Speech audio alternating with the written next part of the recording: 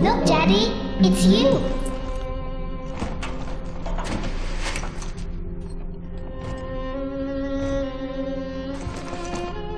Let's go out to play, Daddy.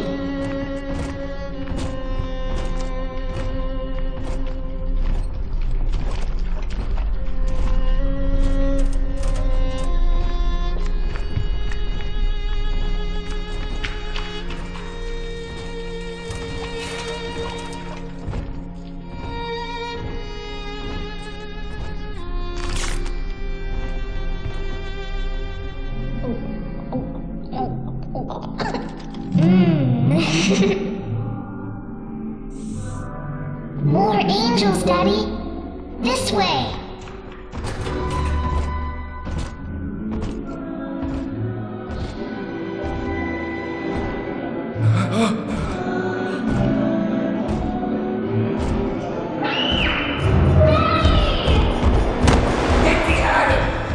Come with us, little girl. You want some, big guy?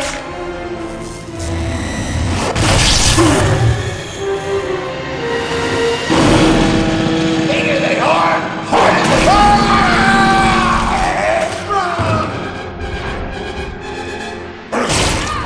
Get out of here, freak!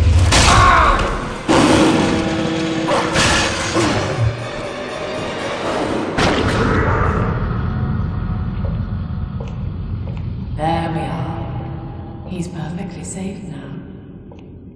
This is not your daughter. Do you understand? Her name is Eleanor, and she is mine. Now, kneel, please. Remove your helmet.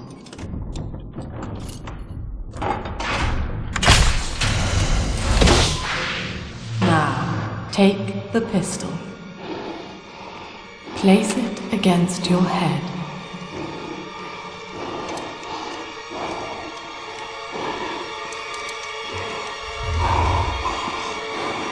Fire.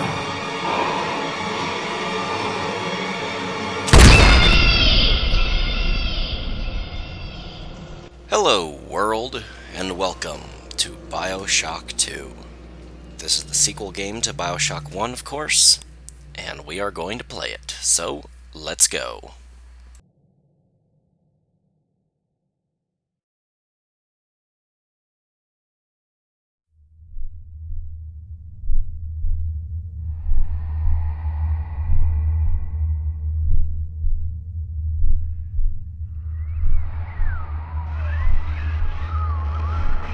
Hello, can you hear me?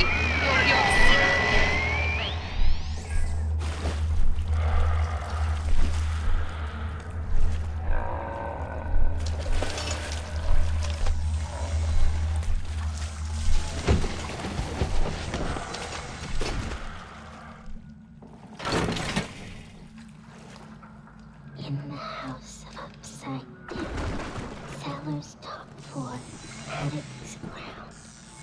In the house of upside down, laughing cries and smiles frown. In the house of upside down, found is lost, and lost is found.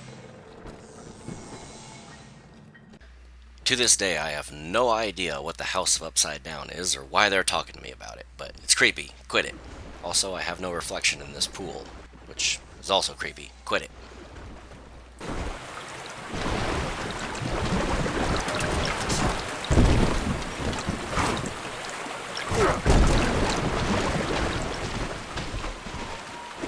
Wonder of Science, Fountain of Youth, the Vita Chamber. Our Vita Chamber treatment will rejuvenate you at the genetic level. It brings you back to life at Adonis's Luxury Resort. So this is the Adonis Luxury Resort. Now I thought the Vita Chamber was attuned only to Ryan's DNA. So the question is, how did it bring us back to life if it could only bring back Jack and people related to Andrew Ryan? I don't think we're related to Andrew Ryan. I'm just saying, how does that machine work if it was citywide locked?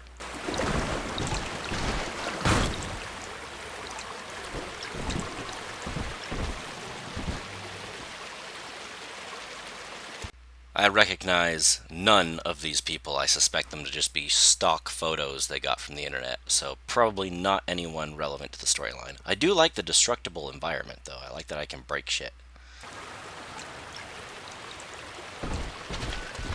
Real quick, I would like to apologize if you hear any trains in the background. Normally I try to only do the voice recording insert. Hey, look, a little sister. That's cool. Hello. Normally I only try to put things in when there's no train sounds, but there's been a number of major derailments in Ohio, and that has rerouted all the various train traffic all throughout all different parts of Ohio. And that means that we're getting trains that we've never seen before, like coal trains. We never see a coal train in this part of Ohio, yet there's coal trains running through. Which is part of the reason why there is so many derailments, is one derailment can overburden the system, send them down the line that they've never been on, and cause new derailments and stuff. It's one of our big vulnerabilities in our infrastructure. I could talk endlessly about it, but I won't. I'll just say I'm sorry for if you hear any loud train whistles in my voiceover. I literally can do nothing about it, and there's no hope of me waiting for trains to not be there.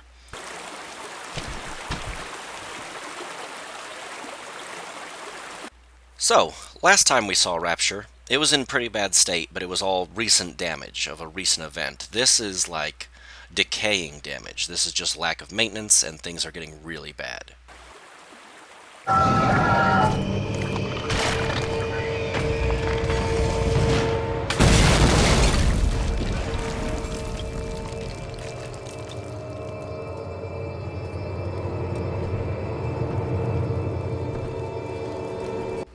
Coming just from playing Bioshock 1 and seeing that, I can attest that that is horrifying, even though I know it's just a movie sequence and stuff, and they're pre-scripted to do that. That level of mobility is just so intimidating. That coupled with the look of a Big Daddy, you know, they have that kind of deep-sea diver armor stuff. They look intimidating, and it lets you know, hey, this thing can take damage. Coupled up with that level of mobility, yeah, that's terrifying. That's just completely horrifying.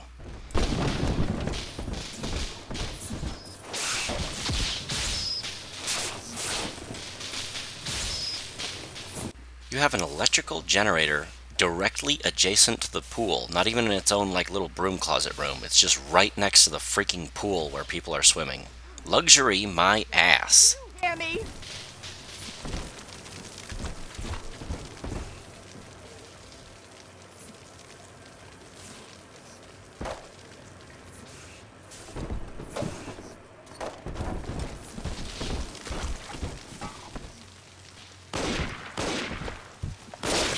So I might have delayed the end a bit longer.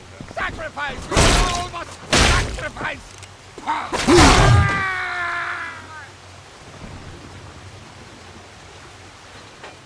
daddy's smarter than Einstein. True to Hercules, and like a fire with a snap of his finger. Are you as good as my daddy, mister? Not if you don't visit the gatherer's garden, you aren't. Your daddy just works at the garden. Something I didn't connect the first time I played Bioshock 2 was that little scrap of paper that they're writing the number down on. That only appears when you look at the number. When you get the code, then you get that little piece of paper, but you'll just have to visually look at it. And since the code is so easy to just accidentally skim over, you think you just always have the code for those number things. And it was trying to do a tutorial, but it didn't do it effectively. My husband is such a perfect idiot. Throws away all his spending money on gene tonics to affect a look of physical fitness. So he'll have an excuse to sit on his rear all day listening to radio serials. Steven, I tell him, you want to be fit? Come swim laps with me, the old-fashioned way. It's your mind that's atrophying. Maybe I'll start sneaking some brain boost into his daily regimen.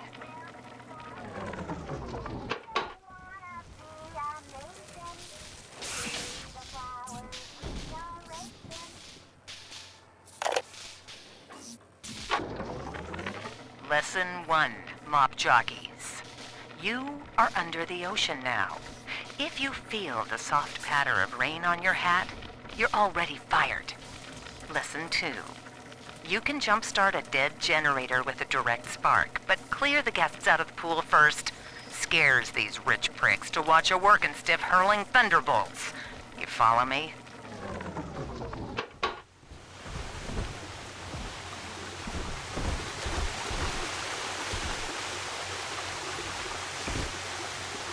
Lamb is watching. Well, let's talk about Sophia Lamb as a character. We know that she is willing to do horrifically evil things, such as making a man kill himself, even though he is not, he has no agency to his own actions. Oh wait, here we have a portrait.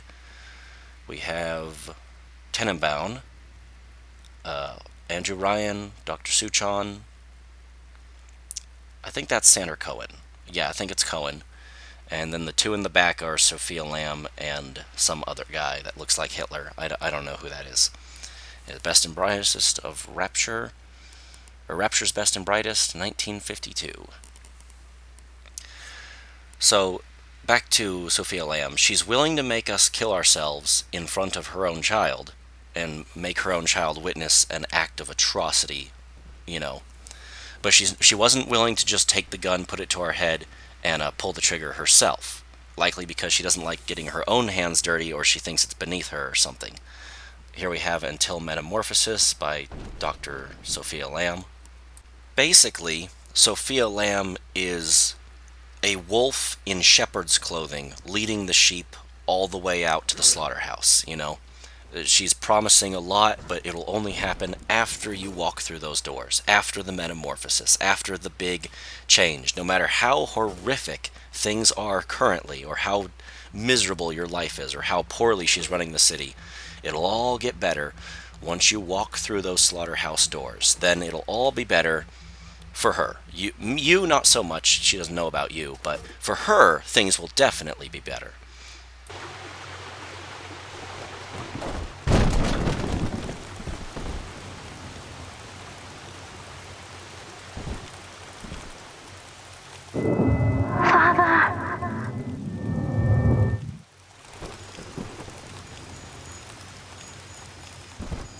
Come soon to come find me. From Eleanor. Please hurry, Daddy. And we have a jar. Can I hit it? I can. And they go flying. Where did you find fireflies at the bottom of the ocean? Mutants. Mutants! So here we see more of the resort, and it's like really aged. And have you noticed that there's plant life everywhere? Like I think the ocean has evolved to become accustomed to all the lights of the city, because everything is bioluminescent and growing down here, which bioluminescence is already popular in the ocean, because when something's bioluminescent, something else naturally becomes that way to hide or to attract prey or whatever. So I imagine all the bioluminescence is just a way of them blending in with the glowing city. Alright, let's get spliced up.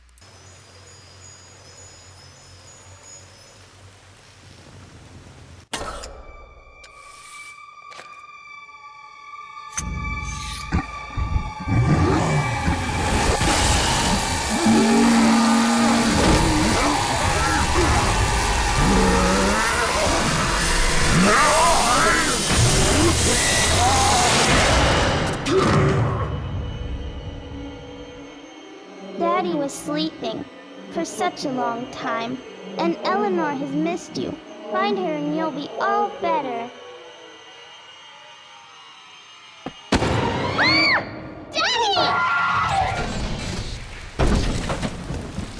I'm sorry, Daddy. I've been a bad girl. For the last time, it's forgive me, Father, for I have sinned! Is that the doll from... Yeah, that is the doll from the opening. Look at that. Little baseball and the pocket watch. Yeah, that's the doll from the opening. Oh, I can't interact with it, though, can I? Oh, that's a shame.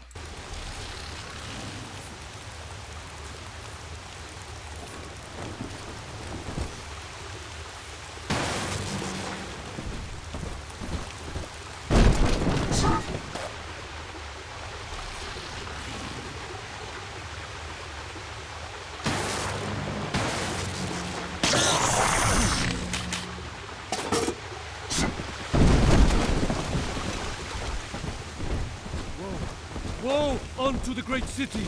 It is no Boy, help me do this! Non-believer, you defile the lamb!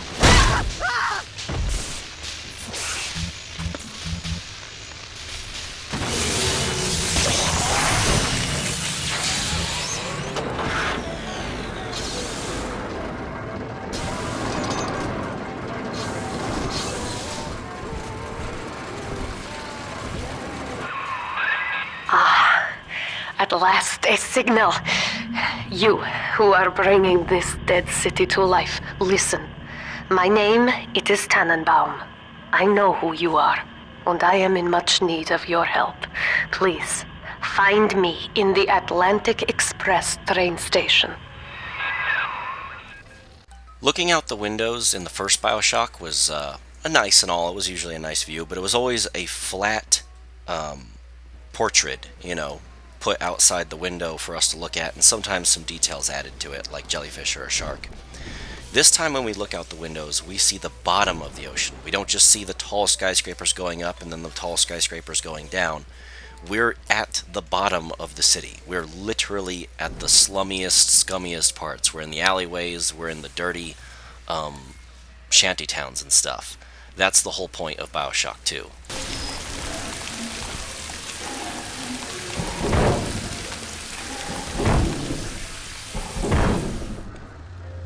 Oh, don't mind me, just fixing a leak. I'll be out of your hair in a minute.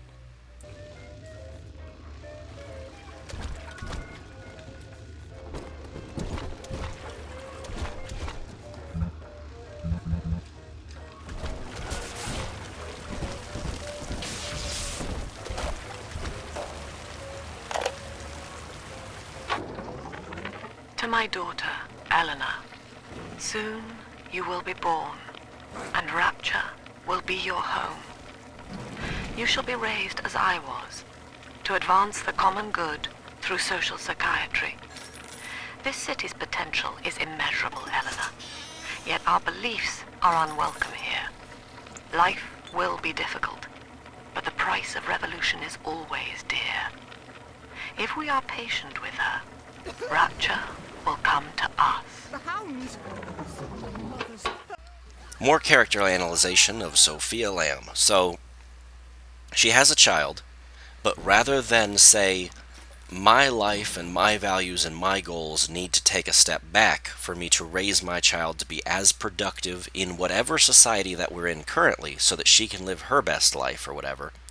Yeah, she throws all that human nature out of the window and instead says, my child is a tool, an object, to be used in my vision of what the world should be, railing her against the entirety of Rapture society, which is already hell-bent against collectivism. So she knows it's the ultimate uphill battle. But, oh, her child is ready to fight it. Ooh, what's this? Oh, it's a poster for an amusement park ride by Andrew Ryan. Yay.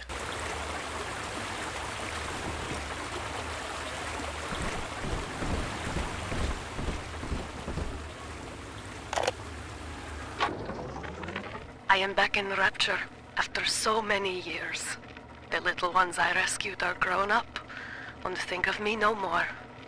After what I once did to them, it was a joy to be forgotten. But now, all around the world, children vanish by the sea, kidnapped.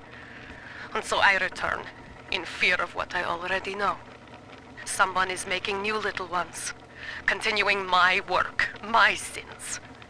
Even if I am to die for it, I must stop them. Okay, let's look at some of these posters. This one's for Brain Boost, Orion Industries Gene Tonic. Alright. We also have Health and Happiness Through Genetics. Look 20 years younger. It's mostly all just posters for various gene tonics. We didn't get a whole lot of this in Bioshock 1. We got 1 or 2 posters that were really good. But in Bioshock 2, the entire city is just decorated in these sort of slogans and things. I love it. I love when a world feels lived in and real, You're slimmed down, Why would you take what? Just jog, man. Limitless potential with plasmids.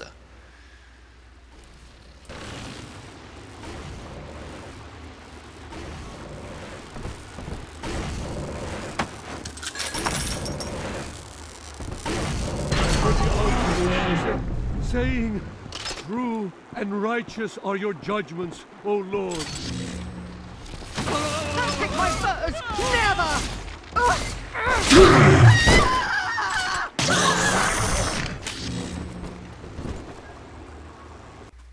Let's stop for a minute and look at these splicers. These are different than the splicers from the first game. The first game, the splicers were surgically altered, misshapen by cutting and slicing and stuff. These splicers are actually growing differently. That one's foot now looks like a high heel shoe, and they got bulges all over the place. Their stomach's bulging out. Everything is starting to randomly kind of change because they've been under the effects of Adam for so long with no guidance as to what it should be doing. So they're just mutating based on natural selection, I guess. I kind of like it. I really like it. I hope we see some really screwed up stuff, because I actually haven't played the remastered Bioshock 2. And the first Bioshock 2, it was a little hard to see on that tiny monitor.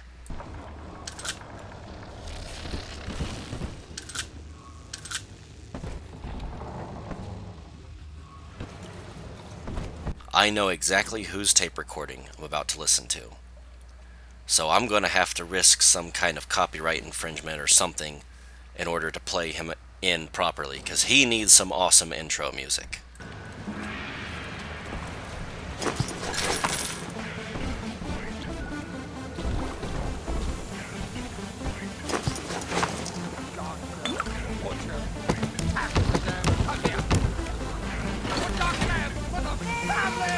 Rusty tumors.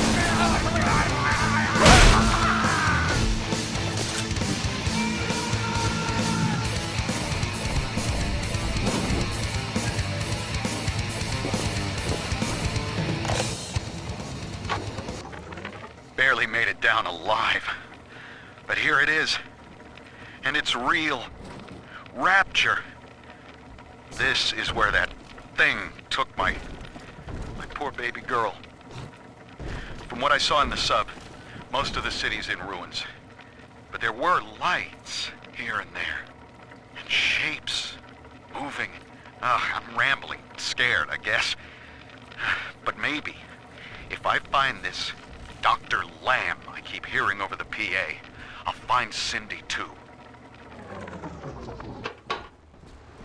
I would heavily suggest you pay attention anytime you hear a recording from him, because he's living his own little adventure. He's on his own main storyline. He's his own main character. As far as I'm concerned, there could be an entire new Bioshock game just about what he is doing in Rapture at the same exact time that I'm flowing through here.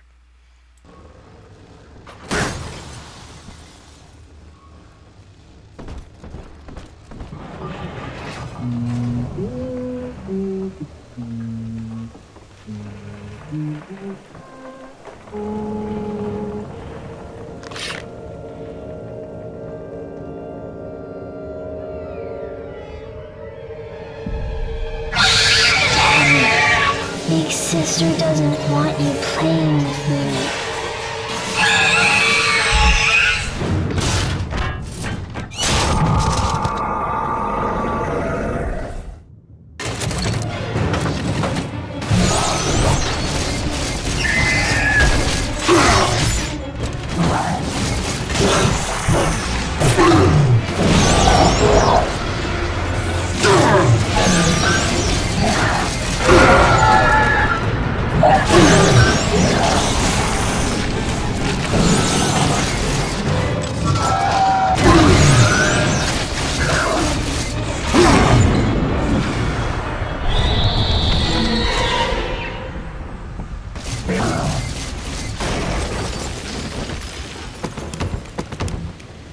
So there we have the Big Sister. She is very clearly designed on the OG Big Daddy, the original one that's on the cover of the game. However, instead of a drill on her arm, she has a giant needle that she uses to steal our various fluids. And she's clearly more mobile and can use plasmids at will, so definitely a threat to us in this game. So even though we're a big daddy now, and we don't have to worry about too many of the little splicers, now we have to extra worry about that person running around.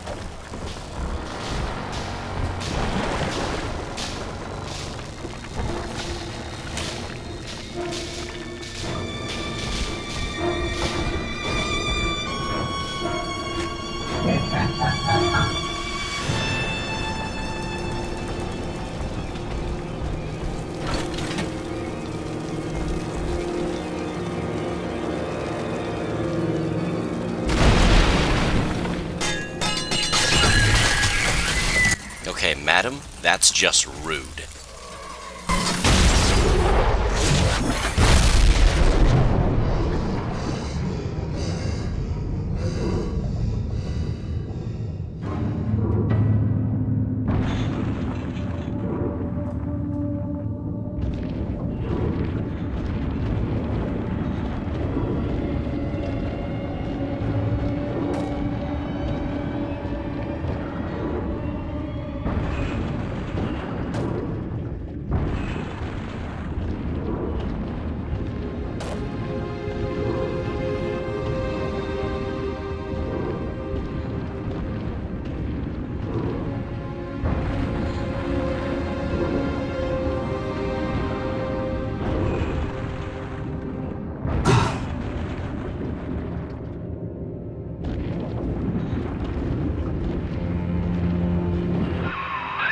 In that suit, even the ocean cannot harm you. This is good. But rapture is the death of many great men. Alone, you will not last long. You can still reach the train station. Find me there.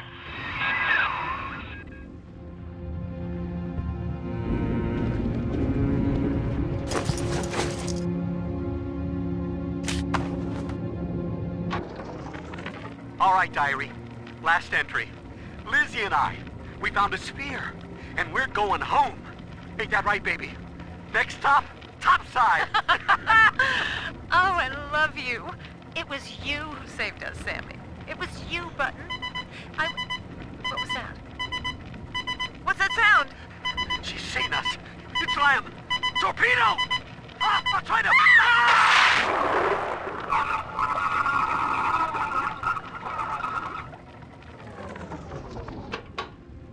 The bathyspheres are very strange. They're treated a little bit like submarines, but clearly they're not submarines because they run on a rail. They've always been shown to run on some kind of rail, unless they've been modified with some kind of swimmy scuba equipment, whatever. But they can be detached from the rail and float up to just the surface. So I'm guessing that's what they were doing, is they were trying to just get a bathysphere and float up to the surface. Not a good idea, because if there's one thing Rapture's probably armed with, it's anti-abandonment equipment, like torpedoes and stuff. And of course, Sophia Lamb is more than willing to use those things so that she can continue her experiment. Whereas she accuses Ryan of being greedy and being a tyrant and stuff, someone who, you know, ran the city with an iron fist. She truly is a tyrant. She owns everything. Everyone and everything belongs solely to her and is to be used for her experiment.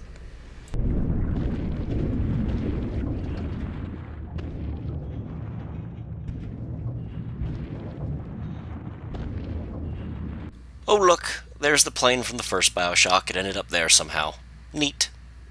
There's also a whale fall here.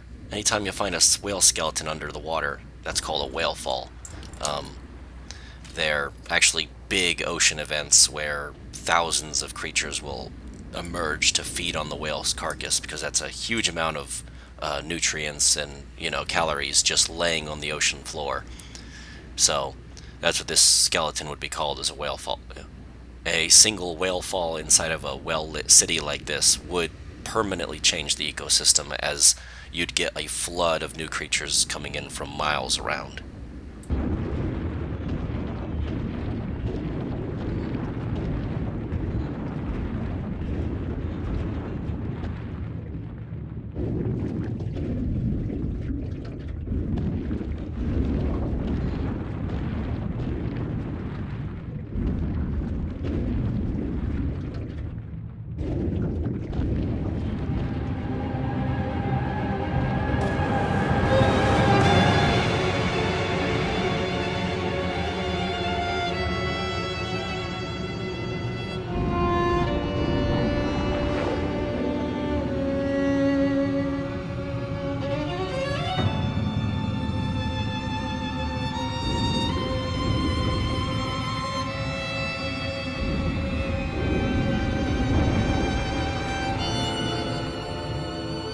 I could just barely make out the sign of the Fleet Hall. So over there is the part of Rapture that we were exploring in the first game, and over here is the part of Rapture we'll be exploring in the second game.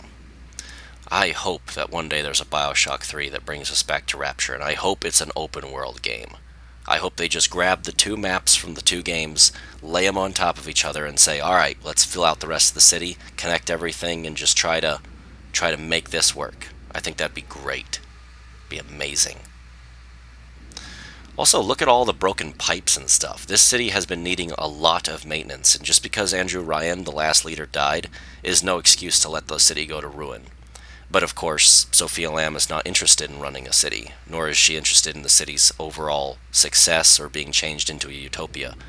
She's going to do something else that has nothing to do with Rapture, and just using Rapture for its resources.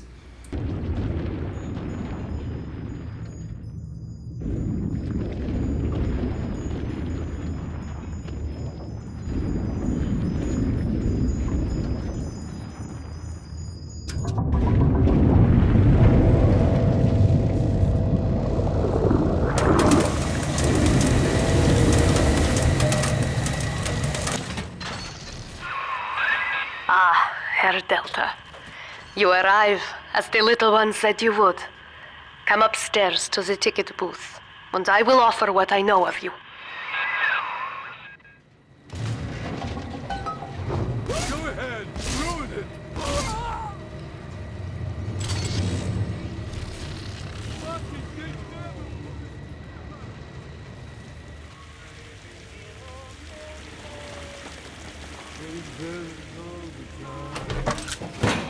Think that we were strangers a couple of nights ago?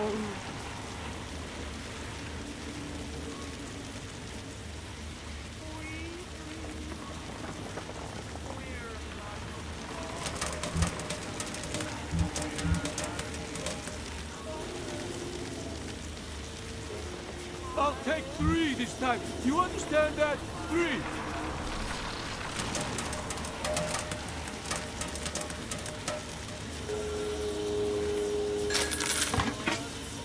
Maybe there's an odd number of folks down here, she says, and you're just the odd man out. Fuck you.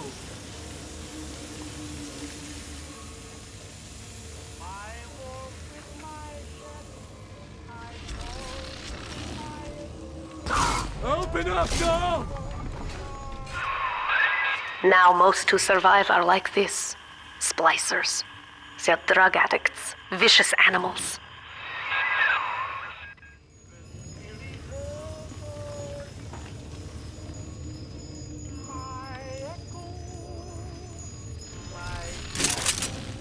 So, this little thing is the hacking tool in Bioshock 2, and I've heard mixed opinions about the hacking on Bioshock 1 versus Bioshock 2, and I'm going to give my opinion.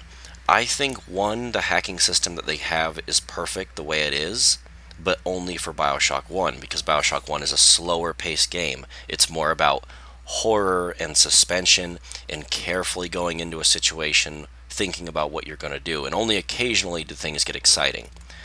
In Bioshock 2, of course, it's expected that you have a little bit livelier of a game, because everyone knows what to do, so there's no way you're going to keep up that suspense.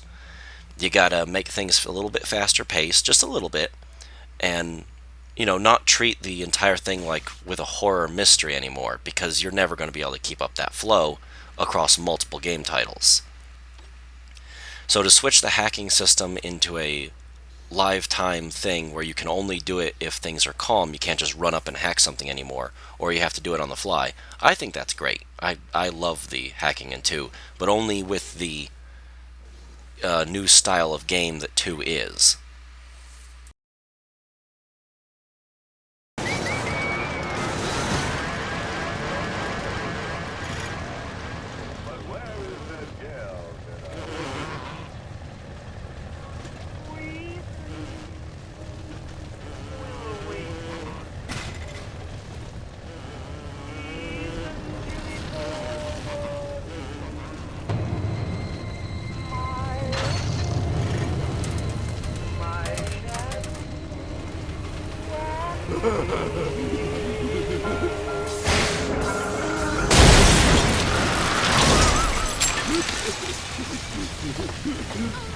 Stop ignoring me!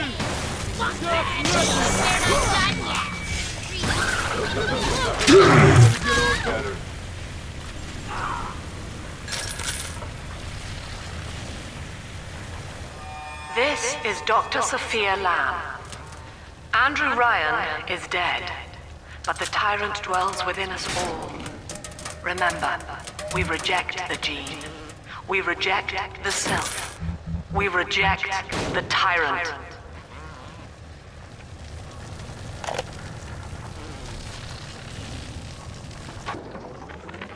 I'm told that the people grow tense and isolated in the absence of the sun. Now they clamor for a psychiatrist. Do they miss the state censor, I wonder? Wartime seizure of private assets? Or the checkup police vanishing them in the night?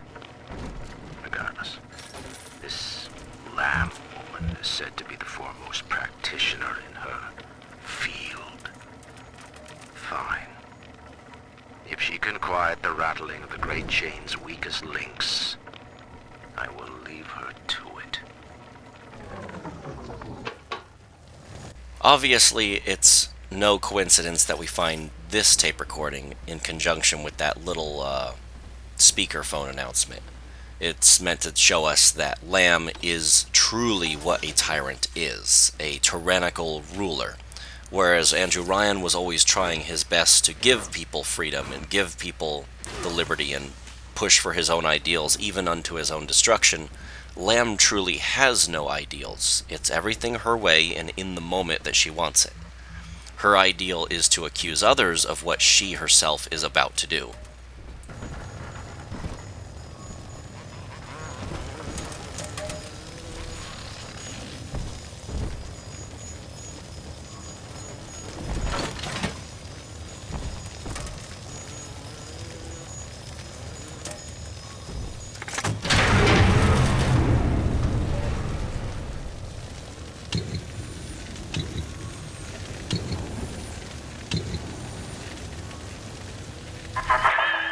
I know you.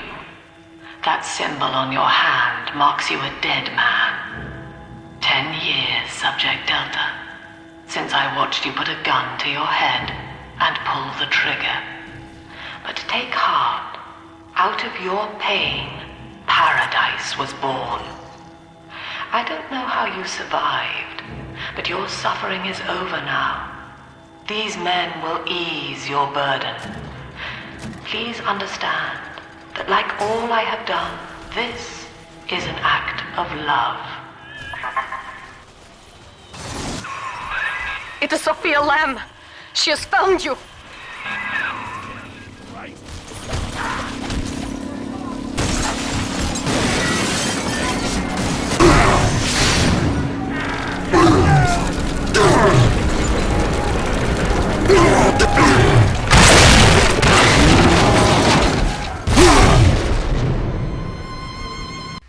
Yet again, something else that makes me really like Sophia Lamb as a character is her way of manipulating events in her own timeline. It wasn't that she watched me kill myself with a gun. No, no, no, no, no. That's not what she watched Subject Delta do. She sent men that ultimately ended up dying to try and steal back the girl, and they used mind control, which then caused me to die. That's how it happened. But she, of course, manipulates it to make her sound, altruistic and above it all and not connected, not part of it, no blood on my hands. This is all an act of mercy and love and affection, when actuality it's just, it's just you killed a Big Daddy, so what? Why do you care? You know of the enemy we share, Sophia Lamb. The camera in your helmet allows me to watch through your eyes and help you to fight her. See, now, I wish you'd told me about the helmet cam before. I would not have used the bathroom and took the helmet off and pointed it at myself.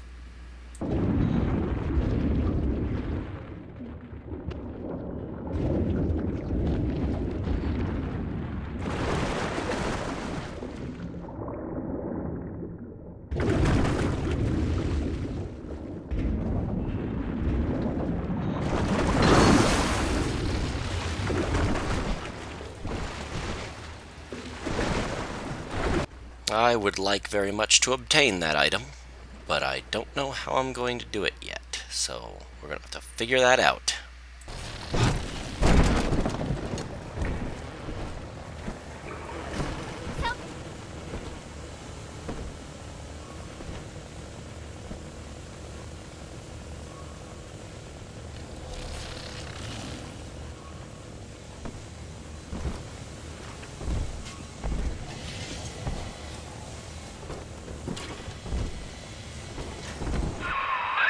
Careful, security cameras belong to Lamb.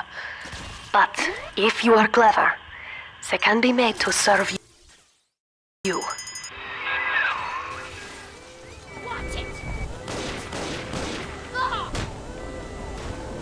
So, quick clarification on the hacking. Every single time it ticks over, every single time I hit the beep, beep, beep for hacking everything in that minigame, I hit the blue, I get a bonus, extra damage, extra life on something, extra health packs, extra items. It rewards me. Whereas the last game, the hacking was just a matter of, did you hack it or not? This time is, how well did you hack it? And if you hack it well enough, you get rewarded. Or if you hack it poorly, you get punished. And I think that's really cool. Traffic now. Got some boys, been waiting for a fish tank. Ready. Hello.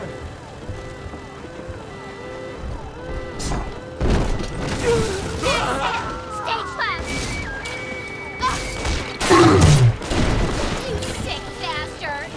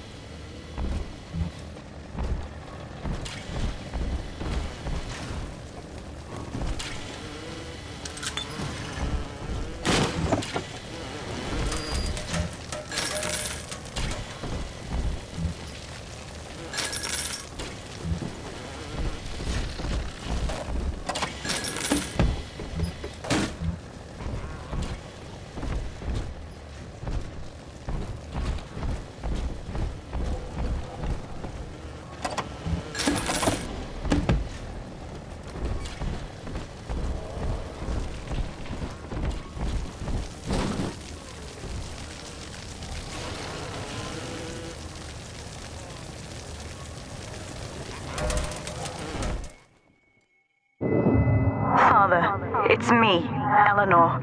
I know you're awake in there. I can feel it. Mother won't be able to toy with you like that ever again. This plasmid is for you. If I'm right, you can use it now. Please, find me.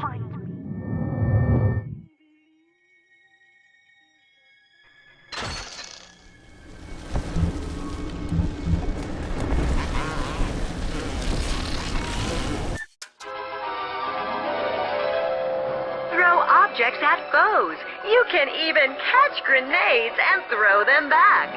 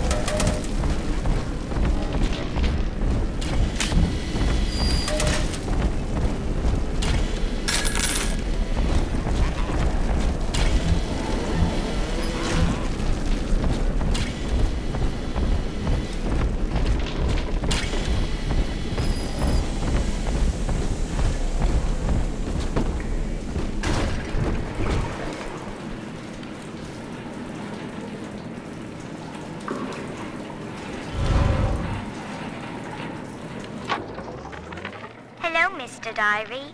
Want to play? Actually, I'm quite busy right now, Miss Eleanor. Maybe later. Well, all right.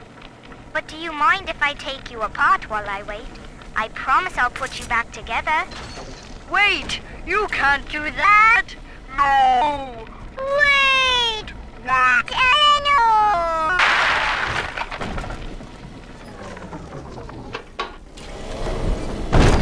The child's sadism shall cause a robot uprising. We must neutralize her.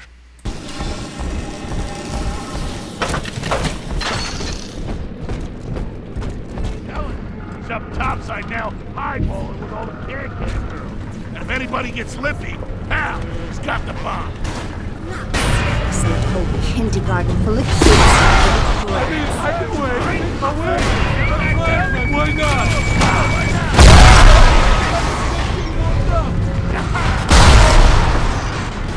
It's me!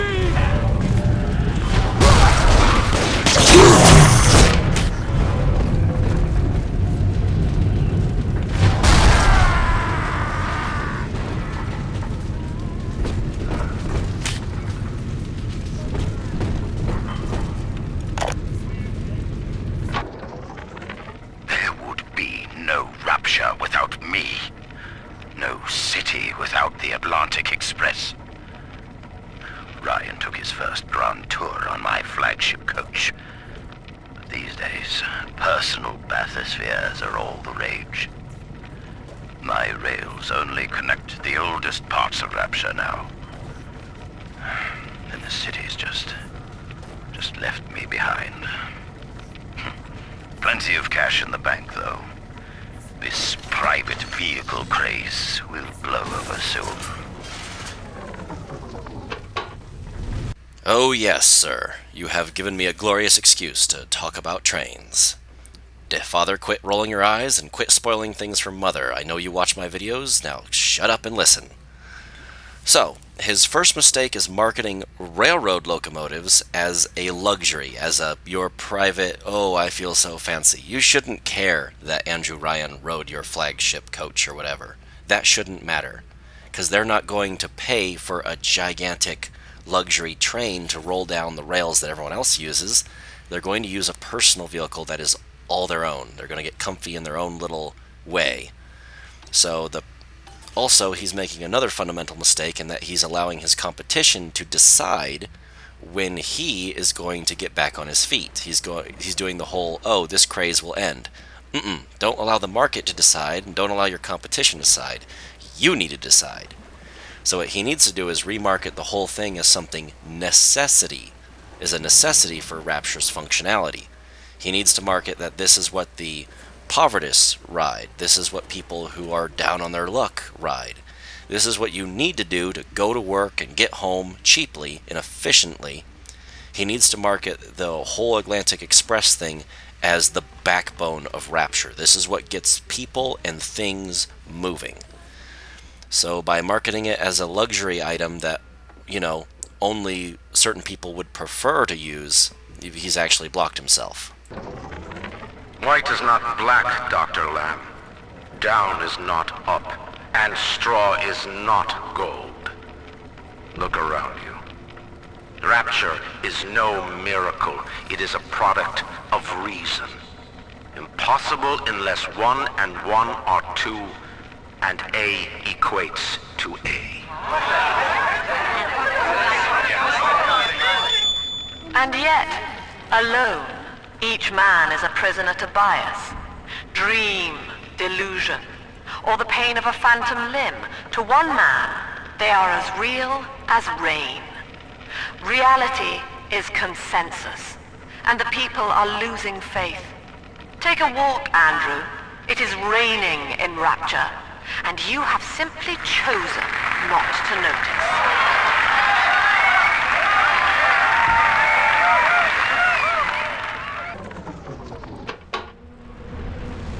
Alright, time for me to talk about the writing of characters again.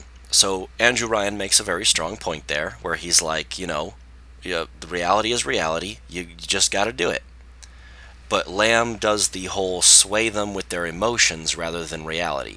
She makes several different examples, and all of those examples are things you ignore in life when you're going to work and just getting it done every single day.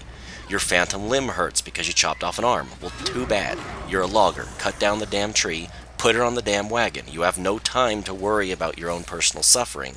You have shit to do.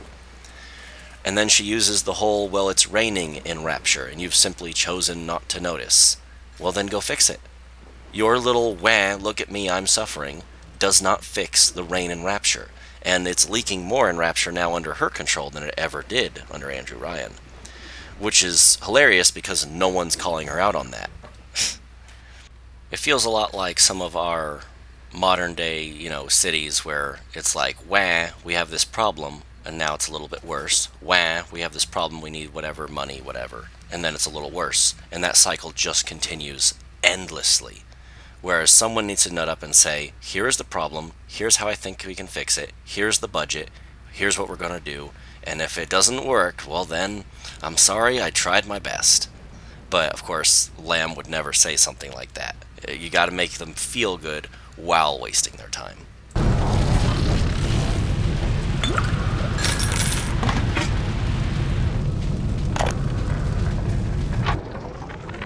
These people are hooked on some kind of genetic wonder drug called Adam.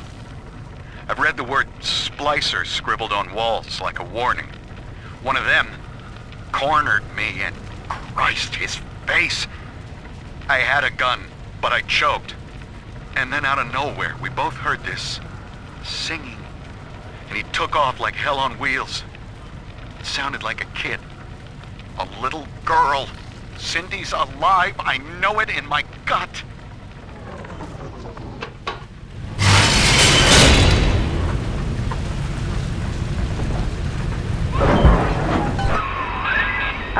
Sophia Lamb is using the splicers against you. Most big daddies are like her slaves, guarding the little ones. But someone has awakened you.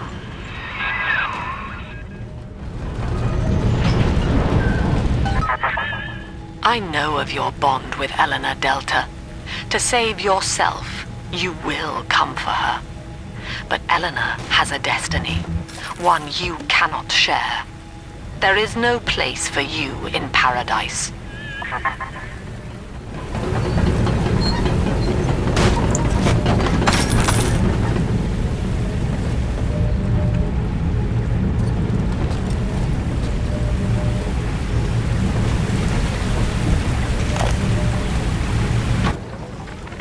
In ethical psychiatry, we must account for the role of evolution.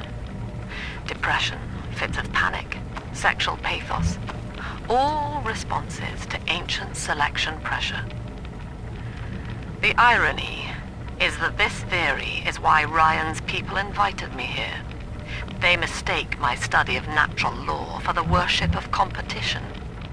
Remember, Eleanor, one must know the beast before it can be slain.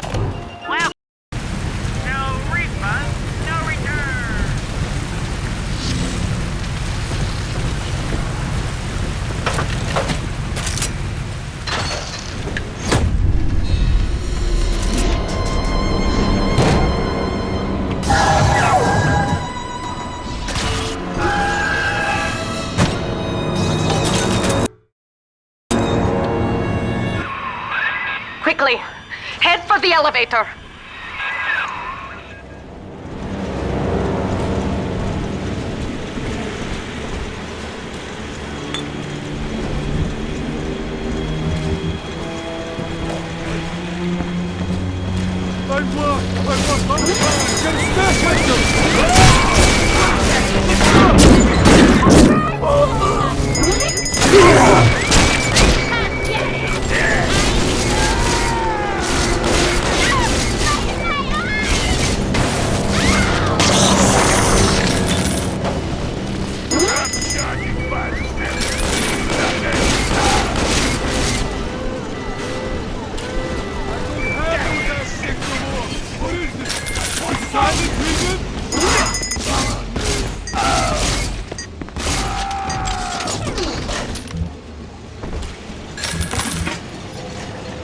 So here's a little tip for Bioshock 2 when you're coming up to one of these health machines and you want the maximum amount of health from it. Of course, you can always use the health machine, but what's better is to hack it, get a pack, check how many you have. If you know for a fact you're never going to come back to the health machine, go ahead and smash it and get another pack. And if you hit all the blues, you'll be getting extra packs and stuff. And of course, you could incorporate using the health machine into all of that. If you're so low on health and you have no packs left, you can use it, hack it, and then smash it for the maximum amount of health.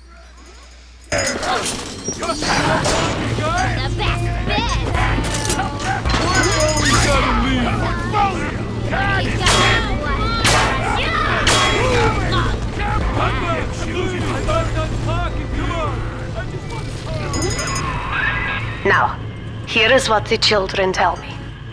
You are a very old Big Daddy, bonded for life to a single little one. When you are apart for too long, your body begins to shut down like a coma. As long as the girl is in rapture, you are trapped here as well. The name of your little one is Eleanor Lamb, daughter of Sophia. She is kept at Fontaine Futuristics on the other side of the city. You must go there and save her before it is too late.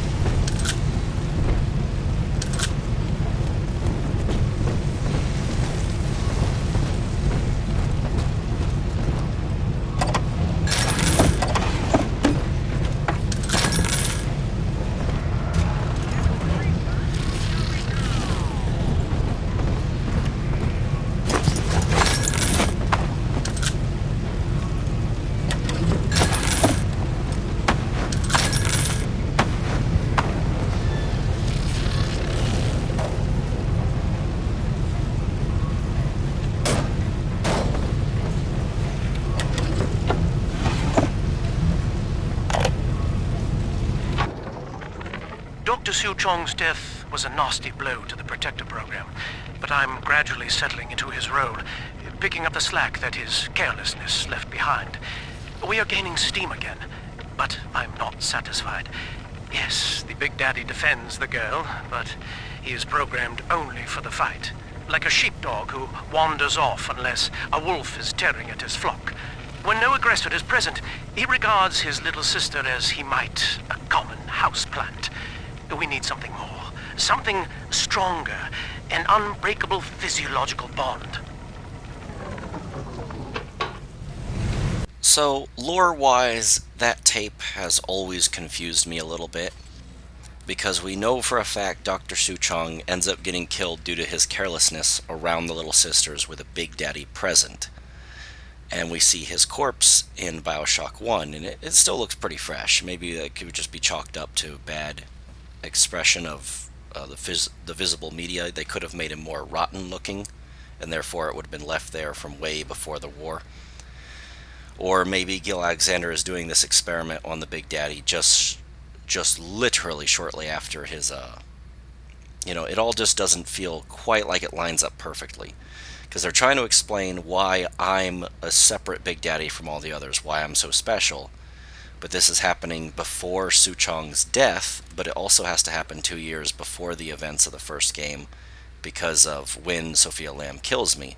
So you're telling me that that dead body was just sitting there for 3 years that I saw in Bioshock 1? It's pretty hard to, it's not quite lining up perfectly. No refund, no return. Welcome to the circus of value. No refund, no return.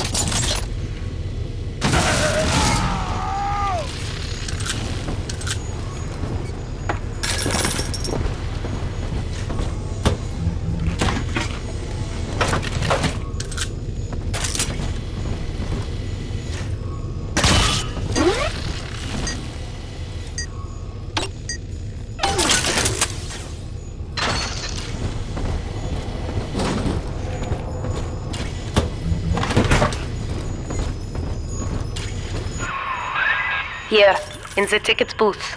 Press the button so we can speak face to face.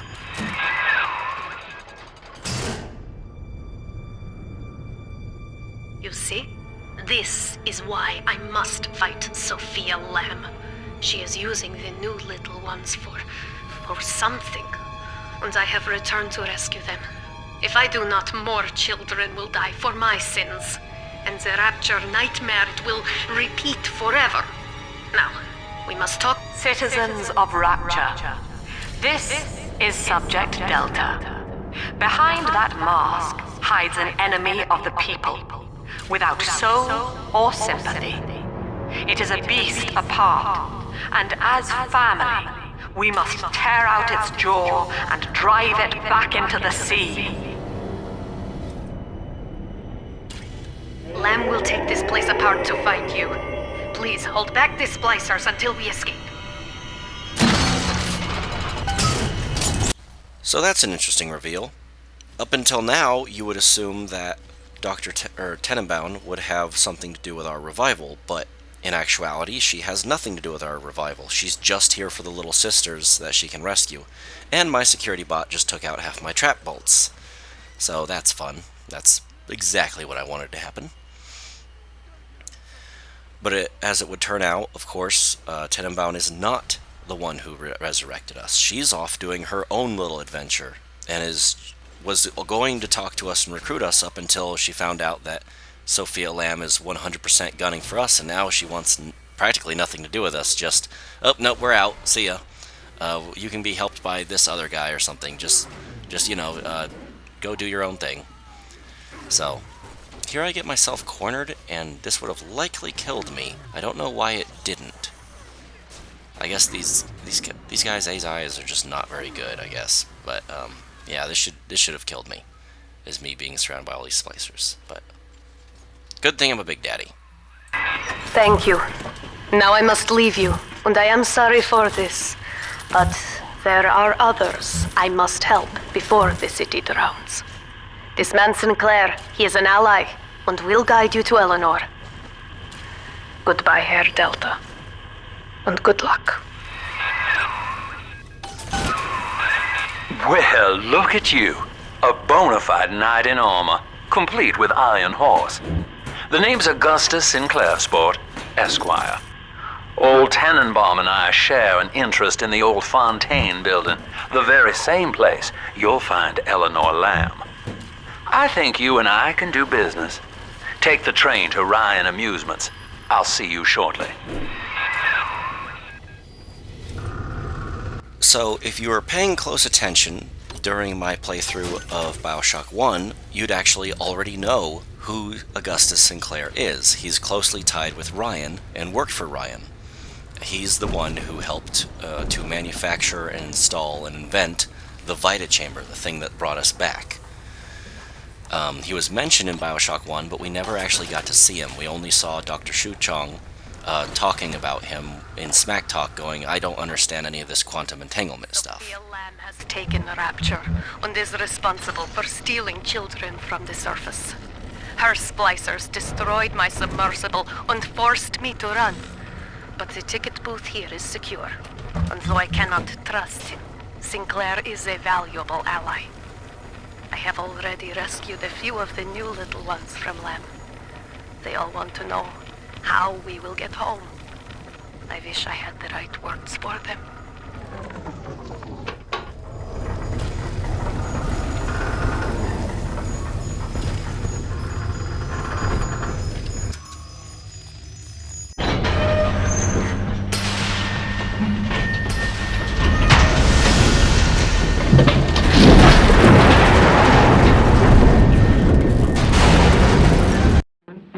Alrighty then, I think I'm going to go ahead and cut it here.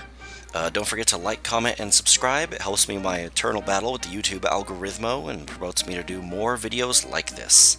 I appreciate your continued viewership, and I guess I'll see you in the next one. So for now, I'm going to be saying, bye-bye!